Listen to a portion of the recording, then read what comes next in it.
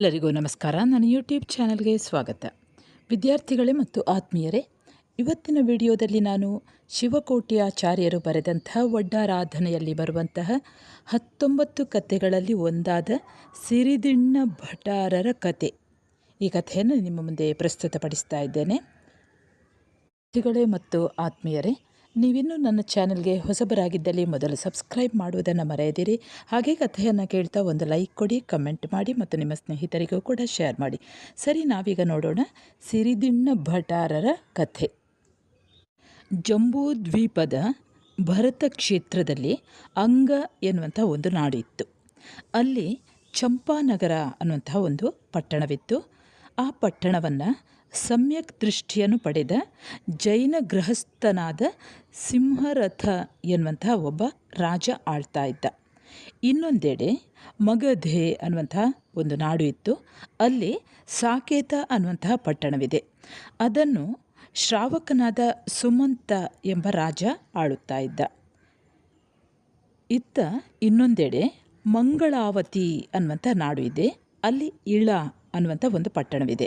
ಅದನ್ನು ಸಮ್ಯಕ್ ದೃಷ್ಟಿಯನ್ನು ಸಂಪಾದಿಸಿರುವಂತಹ ಶ್ರಾವಕನಾದ ಜಿತಶತ್ರು ಎನ್ನುವಂಥ ಒಬ್ಬ ರಾಜ ಆಳ್ತಾ ಇದ್ದ. ಜಿತಶತ್ರುವಿನ ಹೆಂಡತಿ ಇಳಾ ಮಹಾದೇವಿ ಎಂಬವಳು. ಆ ಅರಸನಿಗೆ ವಿನಯಮತಿ ಎಂಬ ಒಬ್ಬಳು ದಾದಿ ಇದ್ದಳು. ಅಂತೂ ಅವರೆಲ್ಲರೂ ತಮ್ಮ ಇಷ್ಟ ವಿಷಯದ ಸುಖಗಳನ್ನು ಅನುಭವಿಸ್ತಾ ಸುಖವಾಗಿ ಇದ್ದರು. ಹೀಗೆ ಕಾಲ ಕಳೆಯಿತು. ಒಮ್ಮೆ ಫಾಲ್ಗುಣ ಮಾಸದ ನಂದೀಶ್ವರ ಹಬ್ಬ ಬಂತು. ಆಗ 3 ಮಾಂಡಲಿಕ ರಾಜರು ತಮ್ಮ ತಮ್ಮ ಪಟ್ಟಣಗಳಲ್ಲಿ 8 ದಿವಸವೂ ಜೈನ ತೀರ್ಥಂಕರರಿಗೆ ಮಹತ್ತಾದ ಉತ್ಸವಗಳನ್ನು ಮಾಡತೊಡಗಿದರು. ಈತ ಜಿತಶತ್ರುವು ಕೂಡ ತನ್ನ ಪಟ್ಟಣದಲ್ಲಿ 8 ದಿವಸವೂ ಜಿನ ಮಹೋತ್ಸವವನ್ನು ಮಾಡಲು ತೊಡಗಿದನು. ಅವನಿಗೊಬ್ಬ ದಾದಿ ಇದ್ದಳು. ಅವಳ ಹೆಸರು ವಿನಯಮತಿ. ಆಕೆ ಹೇಗಿದ್ದಳು ಎಂದರೆ ಕುಬ್ಜೆ ಅಂದರೆ ಗಿಡ್ಡ, ಕುಬ್ಜೆಯು ವಿರಳವಾದ ಹಲ್ಲುಗಳನ್ನು ಉಳ್ಳವಳು, ಅತಿಶಯವಾಗಿ ಕೆಟ್ಟ ರೂಪಿನವಳು ಆಗಿ ಇತರರಿಂದ ದೂರ ಸರಿಯಲ್ಪಡ್ತಾ ಇದ್ಲು, ಅಂದರೆ ಹೇಸಲ್ಪಡುವವಳಾಗಿದ್ದಳು. ಆಕೆಯನ್ನು ನೋಡಿದಂತಹ ಜನರಿಗೆ ಹೆದರಿಕೆ ಉಂಟು ಮಾಡುವವಳಾಗಿದ್ದಳು.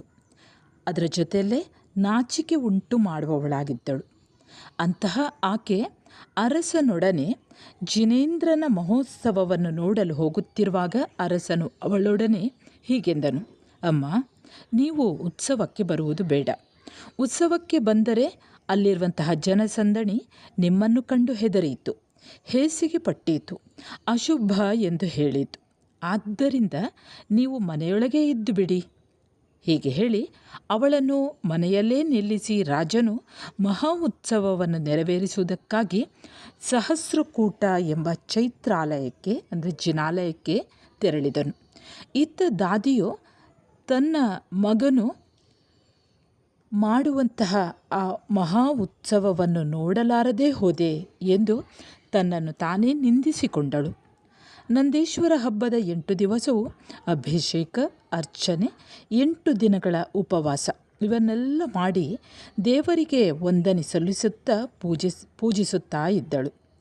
ಇತ್ತ ರಾಜನು 8 ದಿವಸವೂ ಮಹಾ ಉತ್ಸವದ ಅಭಿಷೇಕವನ್ನು ಮಾಡಿ ಮುಗಿಸಿದ ಮೇಲೆ ದಾದಿಗೆ ಹೇಳಿ ಕಳುಹಿಸಿ ಆಕೆಯನ್ನು ಬರಮಾಡಿ ಹೀಗೆಂದನು: ನೀವು ಹೀಗೆ ಏಕೆ ಬಹಳ ಬಡವಾಗಿದ್ದೀರಿ ಎಂದು ಕೇಳಿದ. ಆಗ ಅದಕ್ಕೆ ದಾದಿಯು ರಾಜನೊಡನೆ: ಮಗನೇ, ನಾನು 8 ದಿವಸ ಉಪವಾಸ ಮಾಡಿ ಮನೆಯಲ್ಲಿಯೇ ದೇವರಿಗೆ ಅಭಿಷೇಕವನ್ನು ಪೂಜೆಯನ್ನು ಮಾಡಿಸುತ್ತಾ ಇದ್ದೇನು ಎಂದಳು. ರಾಜನು ಅದನ್ನು ಕೇಳಿ ಅತಿಶಯವಾಗಿ ಪ್ರೀತಿ ತಾಳಿದನು. ಆಕೆ ಬಡಕಲಾದುದನ್ನು ಕಂಡು ಕರುಣೆಗೊಂಡು: ಅಮ್ಮ, ನಾನು ನಿಮಗೆ ಪ್ರೀತಿಗೊಂಡೆನು, ಅಂದರೆ ಮೆಚ್ಚಿದೆನು, ಇಷ್ಟಾರ್ಥವನ್ನು ಬೇಡಿಕೊಳ್ಳಿ ಎಂದನು. ಆಗ ಆಕೆ ರಾಜನೊಡನೆ: ಮಗನೇ, ನೀನು ನನಗೆ ಮೆಚ್ಚಿದೆಯಾದರೆ ನನಗಾಗಿಯೇ ಇನ್ನೂ 8 ದಿವಸ ದೇವರಿಗೆ ಮಹೋತ್ಸವವನ್ನು ಮಾಡು ಎಂದು ಹೇಳಿದಳು.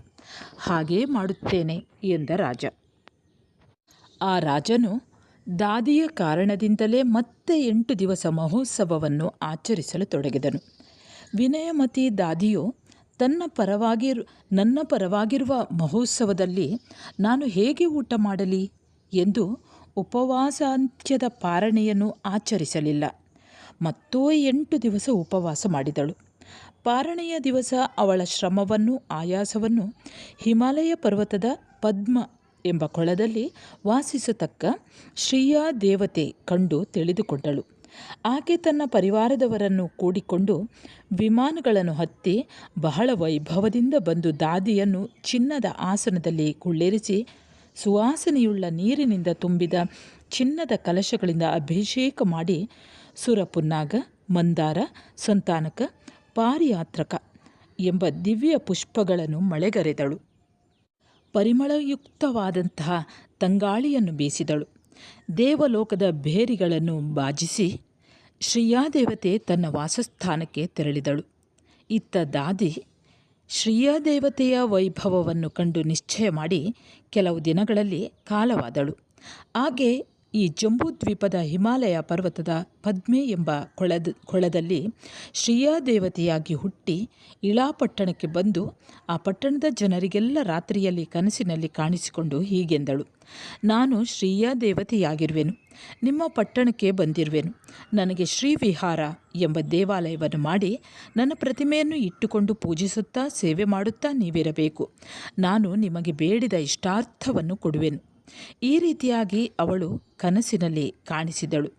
ಇದರಿಂದ ಪಟ್ಟಣದ ಜನರೆಲ್ಲರೂ ಒಟ್ಟಾಗಿ ಶ್ರೀವಿಹಾರ ಎಂಬ ದೇವಾಲಯವನ್ನು ನಿರ್ಮಿಸಿದರು.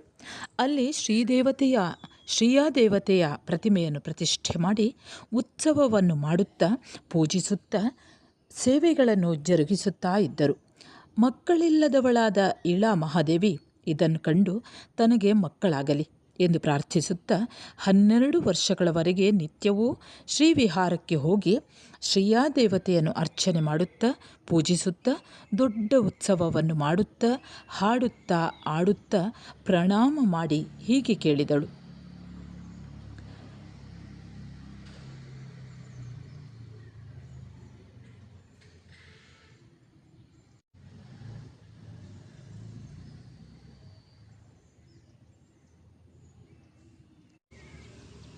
12 ವರ್ಷಗಳವರೆಗೆ ಸೇವೆ ಸಲ್ಲಿಸ್ತಾ ಇದ್ದಂತಹ ಈ ಇಳಾದೇವಿಯ ಬಗ್ಗೆ ಶ್ರೀಯಾದೇವತೆಯು ತನ್ನ ಪೂರ್ವ ವಿದೇಹ ರಾಜ್ಯಕ್ಕೆ ಹೋಗಿ ಅಲ್ಲಿ ಸ್ವಯಂಪ್ರಭರೆಂಬ ತೀರ್ಥಂಕರ ದೇವರನ್ನು ಕಂಡು ಹೀಗೆ ಕೇಳುತ್ತಾಳೆ: ಪೂಜ್ಯರೇ, ನನ್ನ ಪಟ್ಟಣದಲ್ಲಿರುವ ಇಳಾ ಮಹಾದೇವಿಗೆ ಮಕ್ಕಳಾಗುವರೇ ಏನು?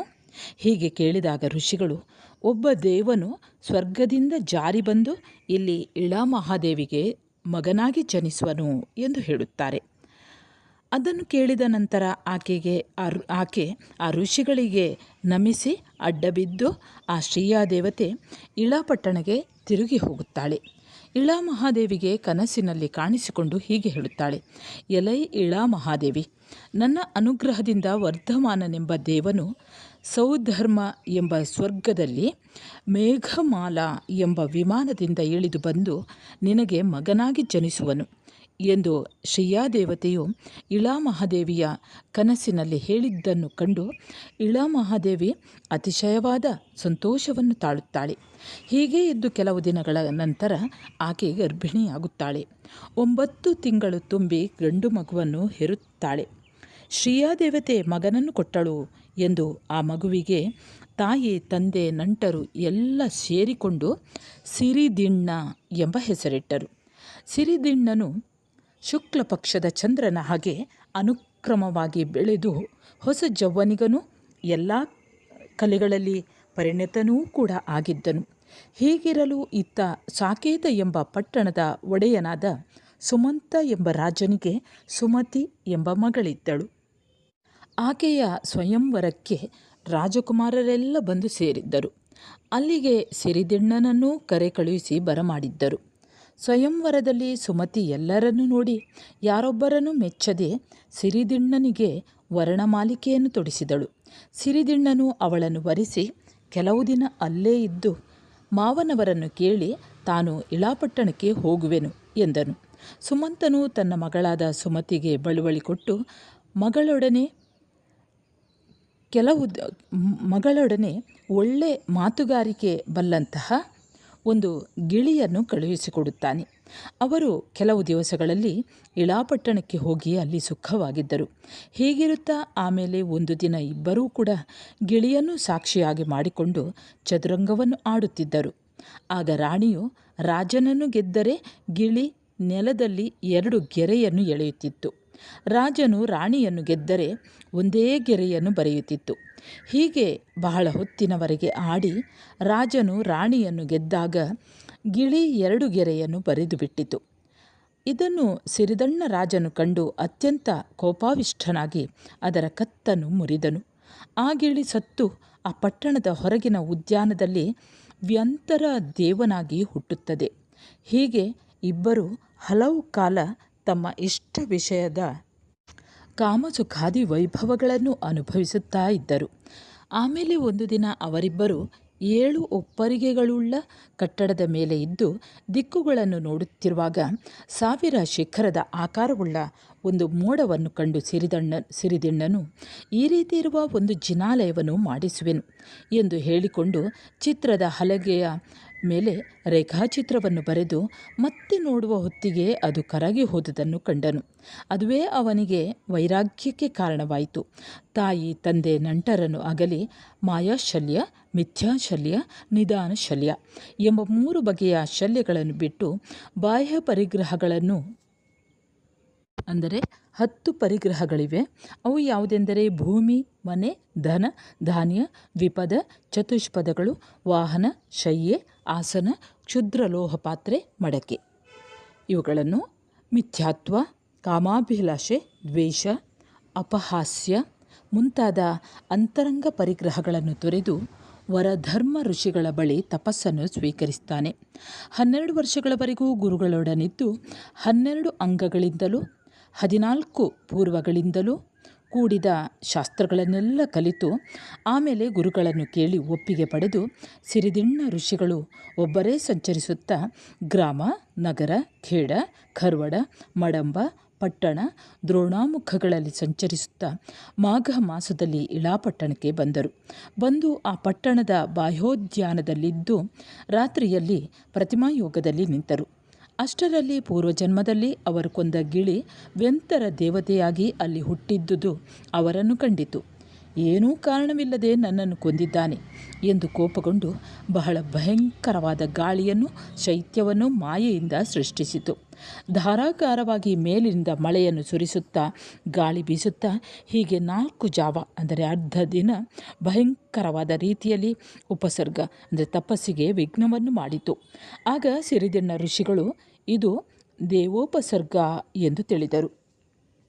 ನಾನು ಎಲ್ಲ ಜೀವಗಳನ್ನು ಕ್ಷಮಿಸುತ್ತೇನೆ, ಎಲ್ಲ ಜೀವಗಳು ನನ್ನನ್ನು ಕ್ಷಮಿಸಲಿ. ಎಲ್ಲ ಪ್ರಾಣಿಗಳಲ್ಲಿಯೂ ನನಗೆ ಮೈತ್ರಿ ಇದೆ, ನನಗೆ ಎಲ್ಲಿಯೂ ದ್ವೇಷವಿಲ್ಲ, ನನ್ನನ್ನು ಕತ್ತರಿಸಲು ಸಾಧ್ಯವಿಲ್ಲ. ನಾನು ಕೊನೆಯಿಲ್ಲದ ಸುಖವುಳ್ಳವನು, ತಿಳಿದವನು, ಅನಾದಿ, ಕರ್ಮಲೇಪವಿಲ್ಲದವನು. ಎಲ್ಲ ದುಃಖಗಳಿಗೂ ಆಶ್ರಯವಾಗಿರುವ ಶರೀರವನ್ನು ತೊರೆಯುತ್ತೇನೆ, ಇದು ನಿಶ್ಚಯ. ಈ ರೀತಿ ಸುಖ ದುಃಖ ಸಮಭಾವವನ್ನು ಭಾವಿಸಿ ಶುಕ್ಲ ಧ್ಯಾನವನ್ನು ಮಾಡಿ 8 ಕರ್ಮಗಳನ್ನು ನಾಶ ಮಾಡಿ ಮೋಕ್ಷವನ್ನು ಇದಿದರು. ರತ್ನತ್ರಯವನ್ನು ಆರಾಧನೆ ಮಾಡುವ ಬೇರೆ ಭವ್ಯರು ಕೂಡ ಸಿರಿದಿಣ್ಣ ಋಷಿಗಳನ್ನು ಮನಸ್ಸಿನಲ್ಲಿ ಭಾವಿಸಿ ದೇವ, ಮಾನವ, ತೀರ್ಯಕ್ಕೂ, ಅಚೇತನ ಎಂಬ 4 ಬಗೆಯದರಿಂದ ಒದಗುವ ಉಪಸರ್ಗಗಳನ್ನು, ಹಸಿವು, ಬಾಯಾರಿಕೆ ಮೊದಲಾಗಿ ಉಳ್ಳ 22 ಪರೀಶಾಹಗಳನ್ನು ಸಹಿಸಿಕೊಂಡು ರೋಗಗಳಿಂದ ಉಂಟಾಗುವ ನೋವನ್ನು ಸಹಿಸಿ ಸ್ವರ್ಗ, ಮೋಕ್ಷ, ಸುಖಗಳನ್ನು ಪಡೆಯಲಿ. ಸರಿ ವಿದ್ಯಾರ್ಥಿಗಳೇ, ಇಲ್ಲಿಗೆ ಸಿರಿದಿಣ್ಣ ಭಟ್ಟಾರರ ಕಥೆ ಮುಕ್ತಾಯವಾಗುತ್ತದೆ. ಮುಂದೆ ಇನ್ನೊಂದು ಕಥೆಯೊಂದಿಗೆ ಮತ್ತೆ ನಿಮ್ಮ ಎದುರಿಗೆ ಬರುತ್ತೇನೆ. ಅಲ್ಲಿಯವರೆಗೆ ನಮಸ್ಕಾರ.